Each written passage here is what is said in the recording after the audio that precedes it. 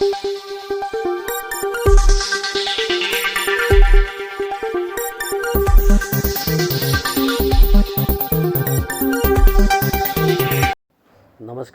SN news चॅनलमध्ये आपले स्वागत आहे। बागलाण तालुक्यातील मंजुवाड ग्रामपंचायतीच्या नुकत्याच पार पडलेल्या सभेत गावातील अवैध व्यवसायांविरोधात ठोस पाऊल उचलत ते बंद करण्याचा महत्त्वपूर्ण ठराव सर्वानुमते मंजूर करण्यात आला। गावामध्ये सुरू असलेल्या अवैध व्यवसायांमुळे युवकांमध्ये व्यसनाधीनतेचे प्रमाण वाढत असून भांडणे आणि तंट्याच्या घटनांमध्ये वाढ झाल्याने परिसरामध्ये चिंता व्यक्त होत होती। याच पार्श्वभूमीवर सरपंच हरी जाधव यांच्या नेतृत्वाखाली असलेल्या सदस्यांनी ग्रामपंचायतीच्या बैठकीत दारूबंदी, मटका, जुगार तसेच गुटखा विक्रीसारख्या अवैध व्यवसायांवर बंदी घालण्याचा महत्त्वपूर्ण निर्णय घेतला। मंजुवाड ग्रामस्थांनी घेतलेल्या ह्या निर्णयाचे बागलाणसह पंचक्रोशीमध्ये सर्वत्र स्वागत होत आहे। गावात जनजागृती करून तसेच सूचना देऊन अवैध धंद्यांवर तातडीने आळा घालण्याचे आवाहन ग्रामपंचायतीतर्फे करण्यात आले आहे। चक्री तसेच अवैध धंद्यांमुळे युवक वर्ग कर्जबाजारी होत असून व्यसनाधीनतेच्या विळख्यात अडकत असल्याचे ग्रामस्थांमध्ये मोठी नाराजी निर्माण झाली होती।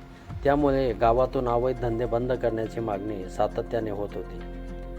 मंजुवाडचे सरपंच आणि सामाजिक कार्यकर्ते हरी जाधव यांच्या अध्यक्षतेखाली झालेल्या ग्रामपंचायत बैठकीमध्ये हा ठराव मंजूर करण्यात आला। ग्रामपंचायतीने घेतलेल्या या निर्णयाचे ग्रामस्थांसह बागलाण तालुक्यातील स्वागत होत आहे। सरपंच हरी जाधव यांनी सांगितले की गावात कायदा आणि सुव्यवस्था कायम राखण्यासाठी पोलीस प्रशासनाने कडक कारवाई करून अवैध व्यवसायांविरोधात आळा घालावा। याशिवाय गावामध्ये तंटा होणार नाही याची काळजी ग्रामपंचायतीतर्फे यापुढे काटेकोरपणे घेतली जाणार आहे। गावातील कायदा व सुव्यवस्थेचा प्रश्न लक्षात घेता येणाऱ्या काळामध्ये अवैध धंद्यांविरोधात ग्रामपंचायतीतर्फे कठोर पावले उचलली जातील असे यावेळी सामाजिक कार्यकर्ते आणि सरपंच हरी जाधव यांनी सांगितले।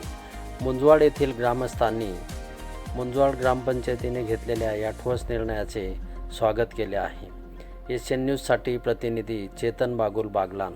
धन्यवाद। पंचायतीच्या वतीने असा निर्णय घेण्यात आला की मंजुवाड गावामध्ये अवैधरित्या जे धंदे चालू असतील, उदाहरणार्थ दारू असो किंवा गुटखा असो, त्याच्यावर पूर्णपणे गावाने व ग्रामपंचायतीने बंदी करण्यात आली आहे।